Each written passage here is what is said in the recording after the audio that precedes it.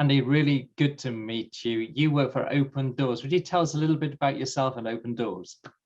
Yeah, so I've been working with Open Doors now for nearly 8 years, and I'm head of church relations in the UK and Ireland, and so I get the privilege of travelling around churches across the UK and Ireland, telling people about our brothers and sisters around the world who are persecuted for their faith in Jesus.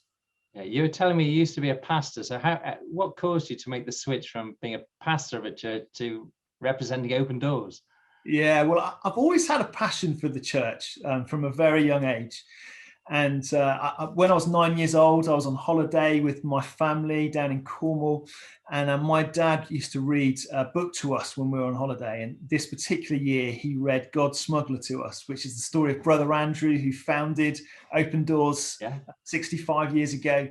And normally I would be wanting the chapter to end quickly so I could get to the beach and go surfing. But with this particular book, it really impacted me so much. When my dad got to the end of a chapter, I'll be like, read the next one, because it just challenged me so much. And I was just so amazed by Brother Andrew and what he was willing, how he was willing to risk his life to smuggle Bibles and take Bibles and encourage Christians who are being persecuted for their faith. And so I've always had, a passion for the persecuted church and for the church in general. And so when the opportunity came for me to come and take on this role of looking after church relations for Open Doors, it just felt like the right thing. And I just knew God was calling me to do that. When I first started actually Open Doors, one of the things I had the opportunity to do was go and meet Brother Andrew, who I just said to him, I said, Brother Andrew, as someone starting out in this ministry, what advice would you give to me? And he said, if I had my time again, I would take more risks. And for those of you who've read the book and have heard the risks that Brother Andrew took to smuggle Bibles across borders where he should never have taken Bibles, and if he'd been caught, who knows what would have happened to him. But to hear him say he wants us, he wished he had taken more risks, really impacted me. And I believe it's something for us here in the UK, where I don't know about you, but I like my life to be quite comfortable and be quite risk averse. And yet, when we live for Jesus, sometimes he calls us to take risks.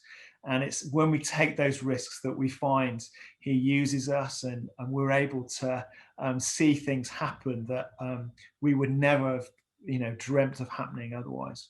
Yeah, that's a real prophetic voice to us, us in West Cheltenham, that to go out and take more risks because so much has changed.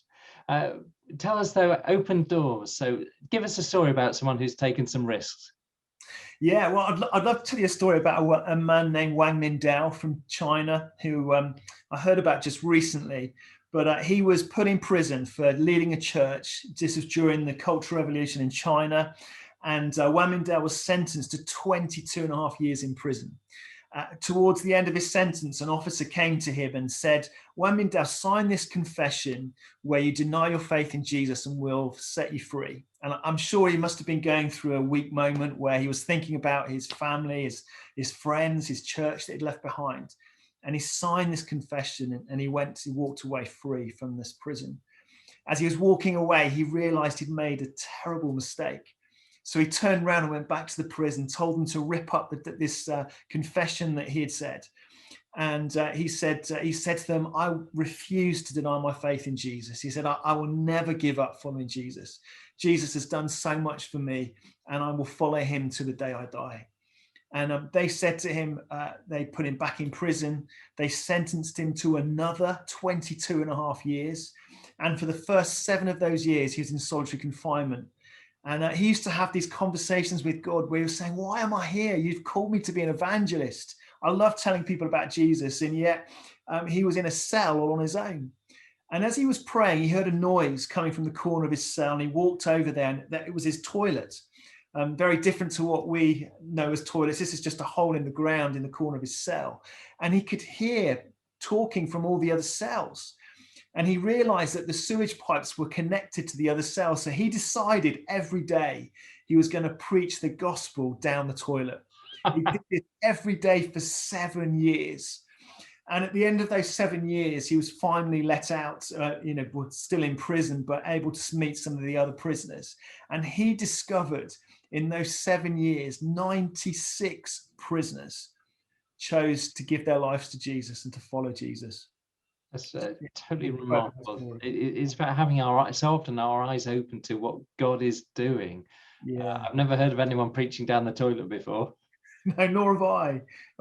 He's a remarkable guy. And he said, I had no Bible, no pulpit, no audience, no pen and paper. I could do nothing except to know God. And for 20 years, that was the greatest relationship I'd ever known. He said, when I was in the cell, the only thing I was focused on was getting to know Jesus. It was only me and him in that cell. And then he said this, he said, you need to build yourself a cell where it's only you and Jesus.